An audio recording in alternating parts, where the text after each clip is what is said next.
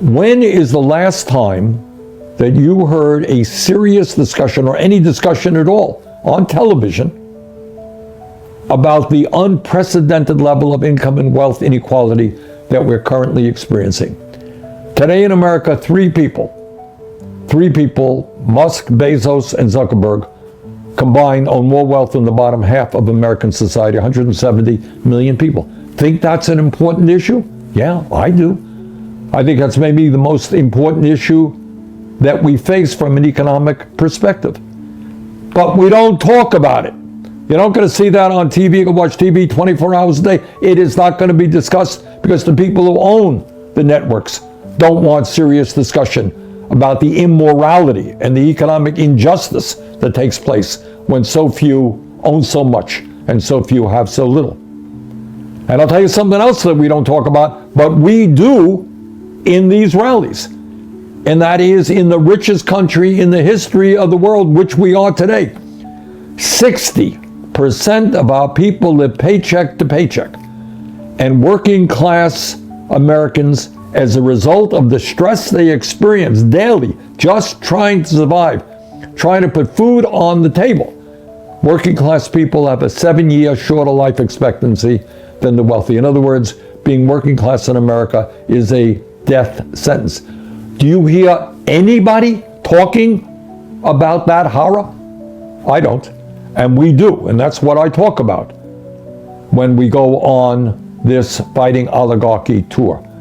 We talk about the reality that in America today, unbelievably, over 20% of senior citizens in this country are trying to survive on less than $15,000 a year. Think about it. 80, 90 years of age, trying to get by on less than $15,000 a year.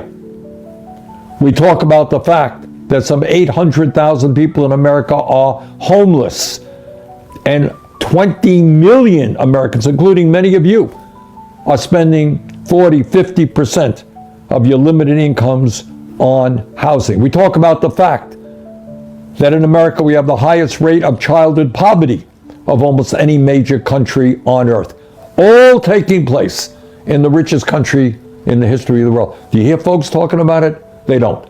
And it's important that we talk about it so that people have an understanding of what is going on and why it is going on. Right now, as I think all of you know, progressives understand, our current campaign finance system is absolutely corrupt.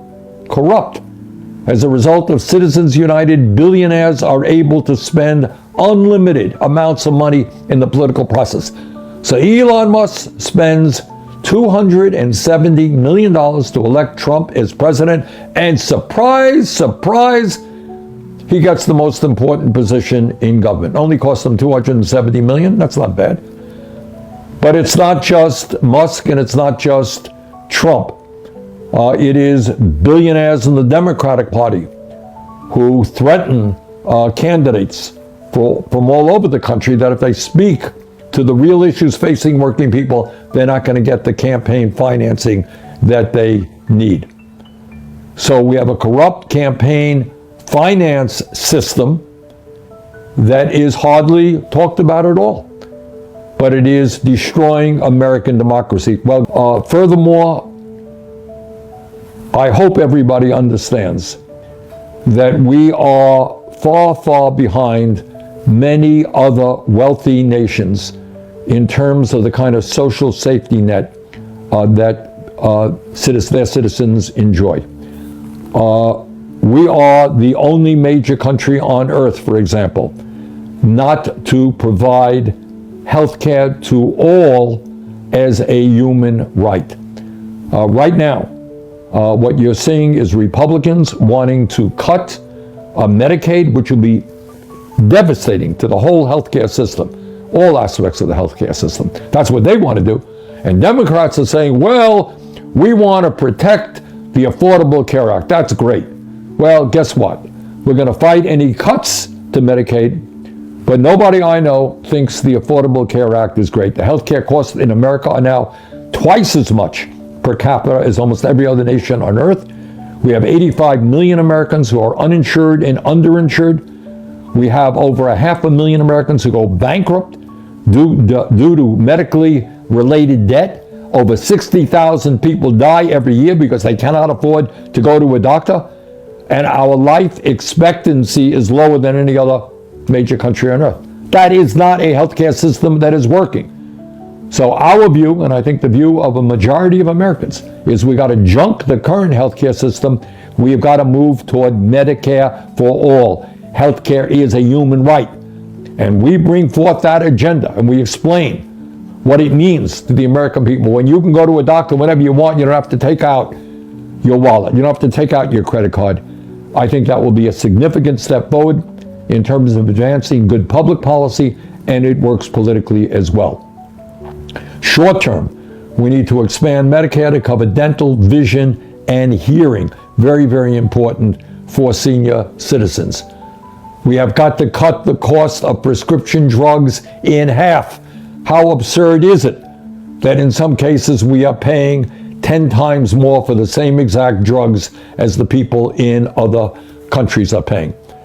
And while Trump and Musk are trying to decimate the Social Security Administration, making it harder for people to access the Social Security that they paid into, we have got to expand Social Security by lifting the cap on taxable income. You do that, you can extend the life, the solvency of Social Security for decades and greatly increase the benefits by at least $2,400 that senior citizens in this country receive. So when seniors are living on $15,000, $20,000, $25,000 a year, our job is not just not to cut Social Security, it's to expand Social Security benefits.